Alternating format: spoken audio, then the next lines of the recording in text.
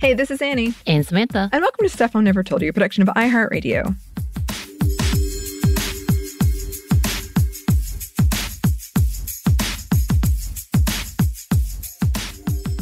And we're back with SMNTY fiction. Yay!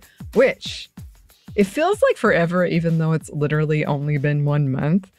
But the last SMNTY fiction was the finale of our previous ongoing SMNTY fiction, Terminus. This is the start of the sequel.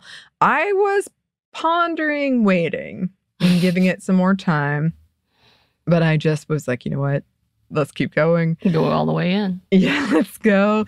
So yes, this is the sequel to Terminus. We are trying to do a playlist thing so that it makes it easier if you want to go back and just listen to all those episodes. We're trying to do it with a couple of installments, including your religion. So many things. Yes. So let us know if that's something you're interested in. I don't think it's too hard to search out those things, but if it's something we can make easier, we're happy to do it. But yes, this is the sequel to Terminus. It will make a lot more sense if you go back and listen to all, I think, 18-ish of those, but I can't tell you what to do. Also, congratulations to everyone who did NaNoWriMo National Novel Writing Month. Or didn't, or tried. I'm with you. My people who tried. I got it. I got you. Yes. Because the first one was my first attempt at NaNoWriMo. Successful attempt, I'll say. Yeah. This was my second one. And then there is a third. This is a trilogy. But this is once a month thing if it's not your thing. It is continuing. I did want to ask you this, Samantha. Have you ever had the deeply terrifying moment of losing an entire document on your computer? Oh, yes. Oh, it's horrible. But you know I come from, like, pre-internet, so of course. So when I was in college, I had my final paper got completely erased. To this day, I still don't know how. It just wasn't there. And I had to rewrite it, and I actually think the second one I wrote was better. It was on a completely different topic, because I was like, never again will I talk about that. But this, I actually lost this first half of this entire document. Ooh. Yes. I was able to recreate some of it, but imagine the heartbreak of trying to write something during NaNoWriMo and then losing the first half about midway in. I would throw it. So this one, as always with these, I'm going to be real with you. I'm not going to edit it. I'm not. I might edit some of it. I feel like big introduction. I feel like I'm making it sound like it's terrible. It's not, but I didn't edit the last one either. Right. But this one, I was reminded of some heartbreak when I was going back over it. Because I was like, oh yeah, I totally lost all of that. Oh no. I don't think it's that noticeable, but you're free to correct me if I'm wrong. Everybody writes in. Everybody writes in. That's okay. I think it's good. I'm sorry. I'm building this up way too much. I had forgotten that happened to me, Samantha, until I'm sure that was traumatic. Even remembering it is traumatic. It was really traumatic. This one is also called Big Things Start Small. Good title. Yeah. I'm a nerd for titles, as we've said. It's a good title. Yeah. Because he's so little. So we're being literal. I like it. It's both. It's both. That's what makes it good. So, all right. Content warning for discussion of hunger, illness, disease, being cold and miserable. Once again, The Last of Us had not come out at this point. I'm kind of like, I'm amazed at some of the things. Yeah, you were a forward thinker. Well, something was going on. I don't know what it was. So a very quick recap. Again, please, I think it will make more sense if you listen to the first installment. But quick recap. There is an illness called HSV-5 that has wiped out much of the human population. It makes it so that people who can get pregnant can't after the first time having penis and vagina sex. And so If you don't get pregnant that first time, then that's it. And the population is slowly dwindling. We follow Tilda and her son Madison. Tilda got illegally pregnant outside of conception center because you're supposed to go to a conception center so they can monitor all of that stuff. And she's been on the run with her son Madison for 7 years. She was a priority #1 case and was never sure why. She was trying to escape all these enforcers of the government. She met some allies along the way. She discovered there was a resistance, but they weren't quite what they thought she was. She learned there was not a cure, but there was a vaccine. However, the state, who is also kind of run by this religious organization, had destroyed all but one. So she risks going into their headquarters to get the vaccine for her son. And she realizes that they are the paternal grandparents, and they have been saving the vaccine for him and him alone because they believe the human population is full of sin and should die, but not him.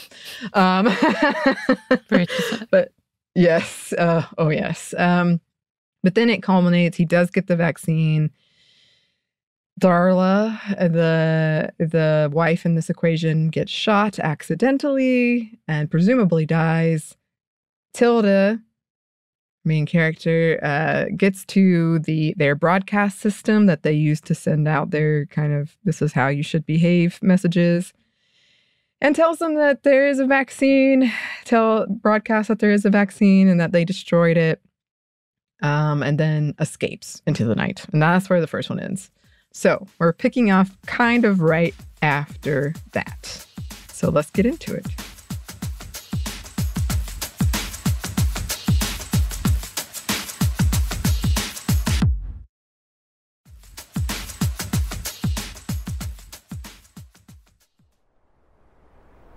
It was cold.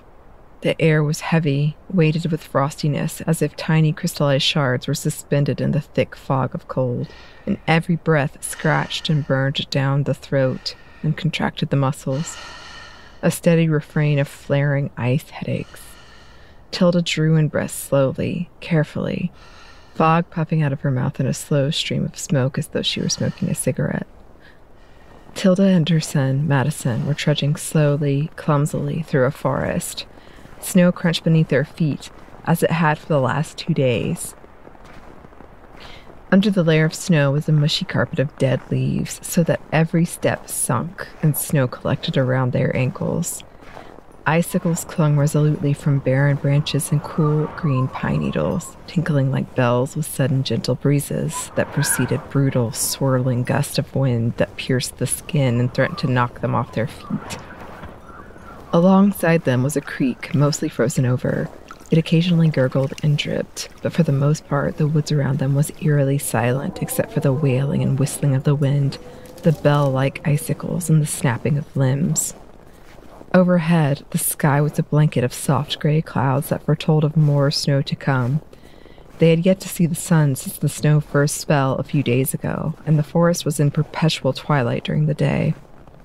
A desolate loneliness hung over them, so palpable that Tilda felt like a very unwelcome intruder. They were making their way south through a large national wildlife reserve in Virginia. They'd strayed from the main roads, in the most general sense of the word, in an effort to avoid any possible pursuit or violence in the wake of Tilda's broadcast as they fled D.C. Perhaps she was being overly cautious, but the sounds of chaos, the sight of tanks thundering toward Washington, rolling past her and Madison as though they were bugs that could be unknowingly smushed, unnerved her.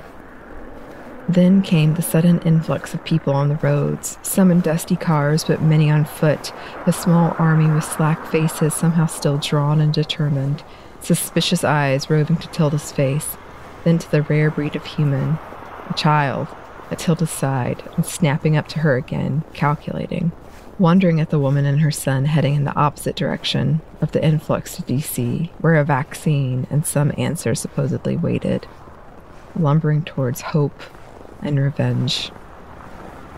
Tilda opted for smaller roads, overwhelmed and on edge at the sight of so many people, but even they proved to have cars speeding north, slowing down after they passed the pair of mother and child. The tension eating at her muscles and churning in her stomach led Tilda to decide to abandon the roads altogether and continue their southward trek through the George Washington, Virginia State Park and Wildlife Refuge. They'd stopped at a few camp stores located near the entrance to restock on what supplies they could. Granola bars, later discovered to be hard as rock, packets of nuts, trail mixes, protein bars, and an armful of tiny water bottles, all packed carefully away in a new waterproof camping backpack. She'd also grabbed them compact sleeping bags, a lighter, flashlights and some batteries, a 2-man tent, some fleece pullovers and waterproof parkas, warm camping clothes, and shoes. Though unfortunately, she couldn't find any in Madison's size. Tilda had also picked up a decent-sized knife. She told herself it was for hunting. The backpack was hefty, but not overly so. Most of the items she'd picked up were designed for campers and meant to be lightweight. The clothes were effective in keeping them warm and dry. She'd even found gloves and hats for them both. But after 2 days in the snow, the cold had seeped in and become a part of them. Tilda imagined ice collecting along her muscles, making her stiff, her blood sluggish. The damp chill was bone deep. Her lips were numb, her nose and ears tingled. Her cheeks burned, and she couldn't feel her toes or fingers, no matter how she flexed them. When they first entered the park, they'd followed trails and markers, paths for hikers and campers, but years without upkeep made it difficult to stay on track. She hadn't anticipated the snow. Glistening white powder and ice obscuring whatever trails had been left, Tilda had taken to following the creek, which she had determined, using what little she could glimpse of the sun, was flowing southward. Even with their new supplies, things were looking bleak. The cold had frozen most of the thought processes in her brain, other than put one foot in front of the other, but she could feel a barely contained terror like a gray shroud in her mind and in her heart. She was so scared for Madison. He'd been largely silent, huddled against her side and stumbling clumsily against her with his shuffling footsteps. Once the cold had seeped through their coats and their thermals, his body had been racked with shivers, but now only the occasional shudder overtook him. Tilda carried him off and on, but her cold body refused to cooperate. He stumbled against her again. Swallowing, her throat parched, Tilda rasped, "All right?" Her eyes darted to the dead forest, searching for some kind of an end. Were they making their way out? Or were they only making their way deeper in? A mumble was Madison's response.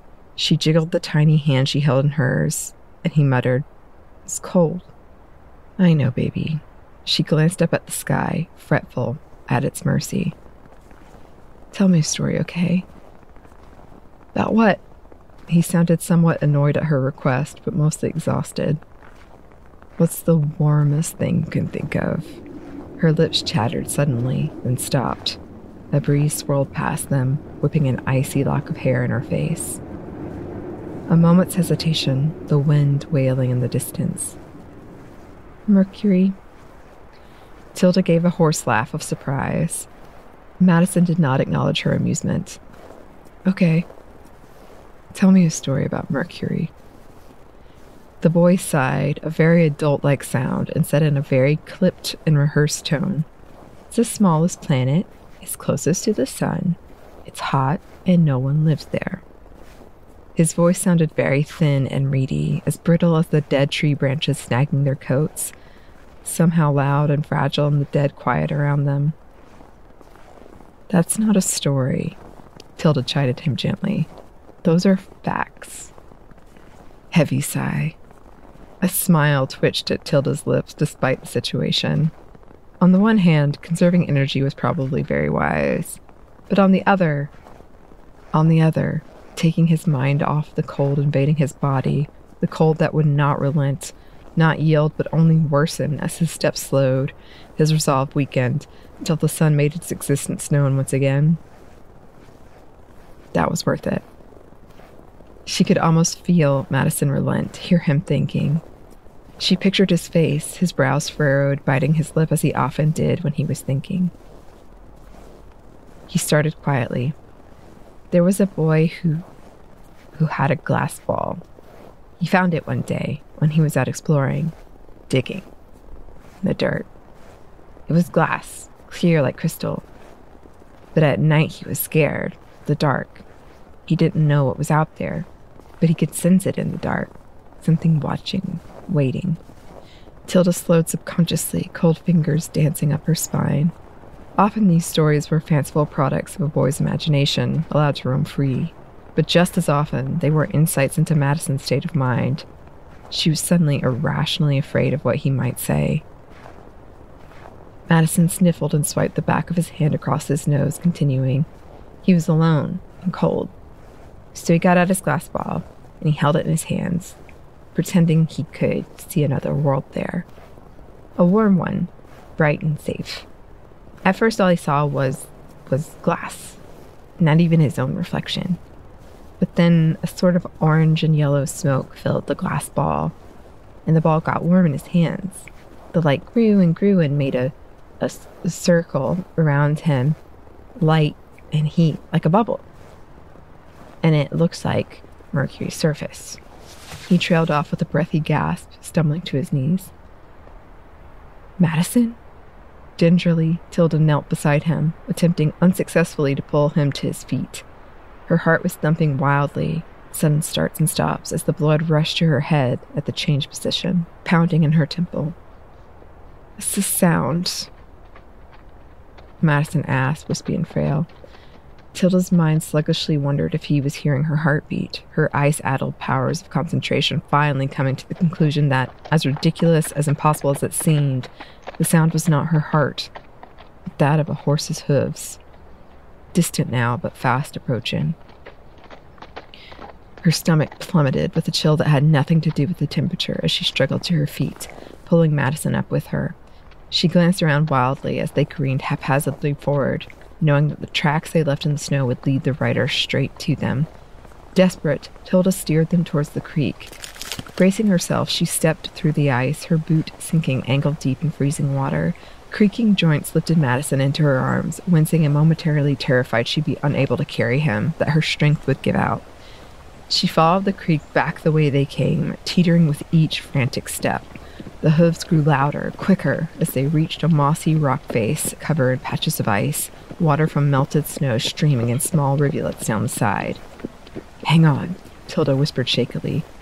With a gloved hand, she grasped a rock outcropping on the side and pulled herself up, the momentum from almost falling back smacking her cheek against the rock but helping her hoist her body against the slippery surface. Her foot, big and clumsy with the boot on, needed to be jammed with painful force into a small gap between the rocks, jolting her frozen toes. Pushing off the ground with her other foot, she reached with her other hand and gripped the edge of the slab of the rock. Her chest seized with effort, her lungs unable to draw breath as she heaved herself up. Black spots danced in her vision as she pulled herself and Madison over the edge, the fabric of their jackets scraping against the rock. She scooted backward on her butt, expecting to see the horse and its rider appear at any moment. The creek continued in an upward slope, ending in another cliff face where a waterfall, only beginning to melt, now covered the entrance to a tiny alcove with a sheet of ice. "Crawl in," Tilda instructed Madison, releasing him with jerky movements. Madison slithered under the sheet of ice where it had melted away on the lower left, kicking slippery, squeaking soles against the slick rocks to propel himself underneath. Tilda followed his lead, the cold water like a shock against her back. They huddled in the dark with their knees against their chest, their breath fogging with every short pant, loud and harsh in the small cave they'd taken refuge in. Their view of the outside was distorted through the ice, sound muffled and far away. A dark object came into view. The horse. A man in a thick jacket with long dark hair rode astride it. The horse had slowed to a trot. Tilda could only assume the man had seen their tracks. Fumbling, slow fingers reached for a knife, not believing as she reached for it that she could ever use it, not believing it would do any good. Madison whimpered and pressed himself closer to her. The horse whinnied, shuffling in the snow. The man called out, deep and commanding, but Tilda couldn't make out the words. A gray fog, much like the one that had surrounded them in the journey through these woods, was making her thoughts slow and disjointed. The man directed his horse forward, following their path out of sight. Had he followed them here? Had he been searching for them? They waited, watching through the glass, the wet from the rock walls and stones underneath them making their already frigid bodies even colder. Tilda could make out the occasional sound, enough to know that the man and his horse were still close by, if out of sight. Tilda could only hope he chose to follow the creek south, the direction they'd been traveling all along, guessing that they would stay on their current trajectory, that he'd guessed the pair of them would have been unable to climb up the rock face. Silence stretched on as Tilda's tension grew. The man called out again, and Madison jumped. Though she couldn't make out the words, she could tell by the intonation that it was a question. What if he was calling for someone else? What if there were more of them? Madison had resumed shivering, burying himself against Tilda's side in a desperate search for heat. Tilda flexed her fingers, willing some of the blood to flow back into them, willing herself to feel them again. The man's face came back into sight on the other side of the creek. It was disconcerting, being able to see his face but not make out any of the features on it, not knowing where he was looking. His head moved slowly from side to side, scanning. Tilda assumed for any trail to follow, a clue as to what direction they had gone. A particularly strong gust of wind swirled and kicked up snow and stripped some bark from trees, a muted screaming, forcing the man to shield his face with his arm. The horse neighed almost nervously, turning away from the blast of air. Tilda suddenly had the fleeting idea of attempting a surprise attack to secure the guy's horse and ride her and Madison to shelter, but dismissed it almost immediately.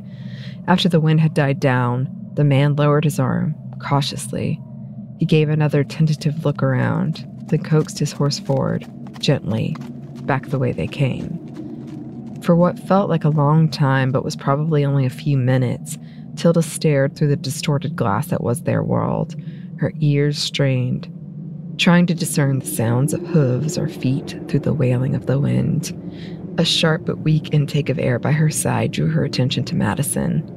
She looked down at her son, his mop of mousy brown hair almost black with water. His lips were blue. "Come on," she murmured.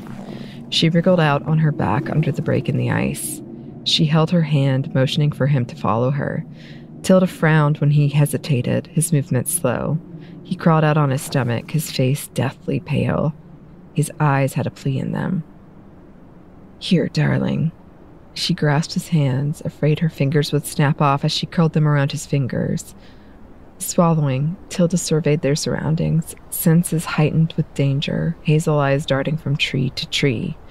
For now, they'd follow the creek south, she decided, eyeing the hoofprints heading east warily.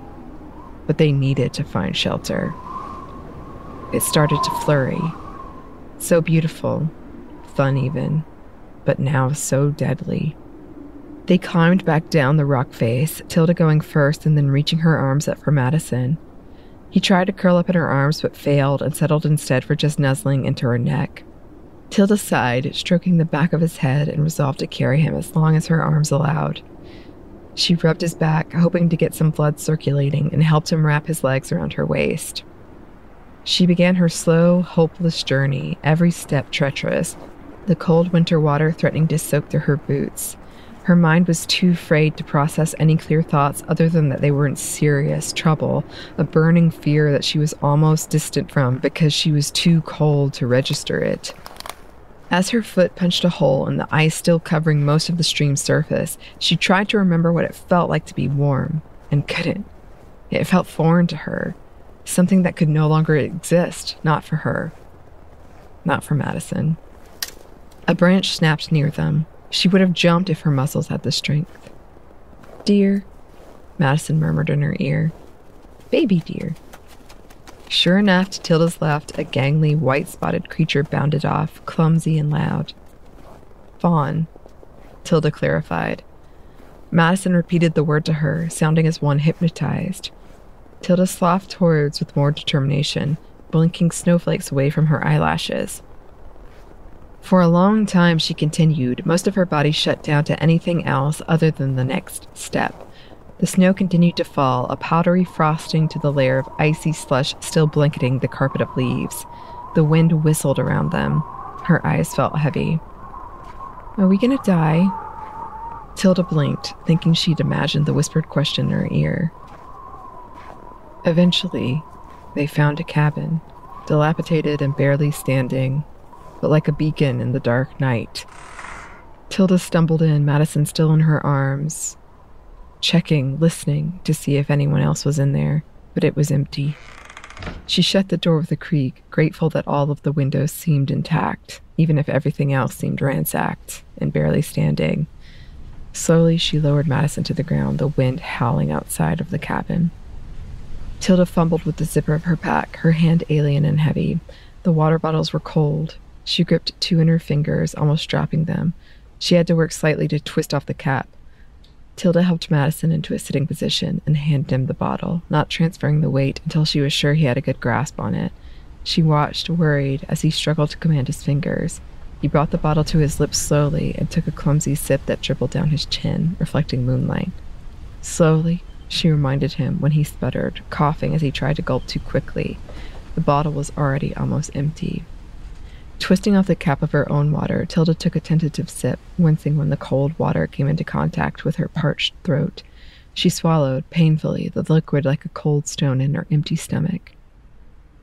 In silence they drank, the thin, jagged shadows of tree branches projected on the cabin walls, changing as the clouds moved over the moon.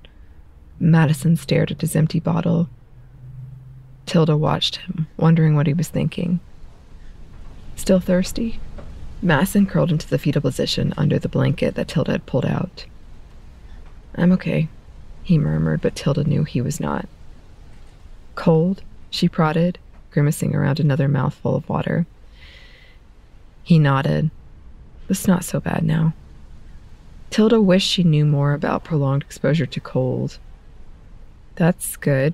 She ran her hand through his hair and along his face. His skin was still quite cold. Any pain? A long pause.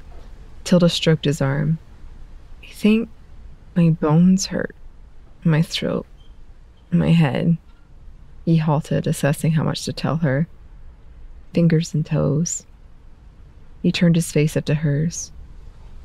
I'm okay, though. Right? We're both okay. Tilda sensed an undercurrent, something else he was asking.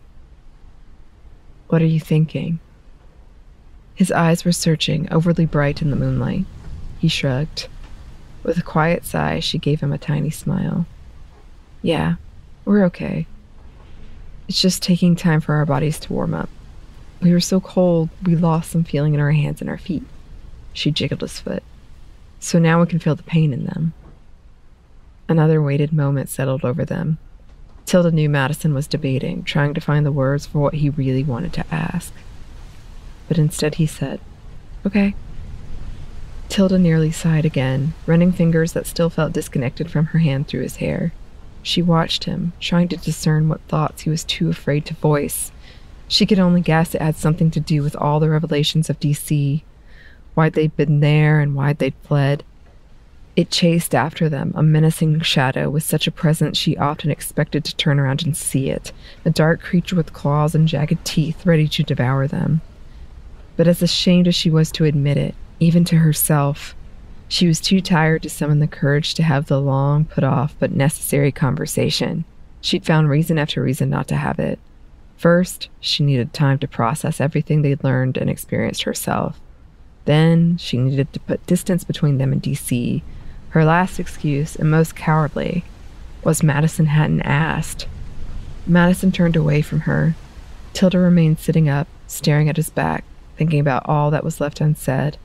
She'd eased herself down and pulled the blanket around them once more, promising herself they'd talk, that they were fine, really and truly. But she honestly didn't know. That thought kept her awake for a long time.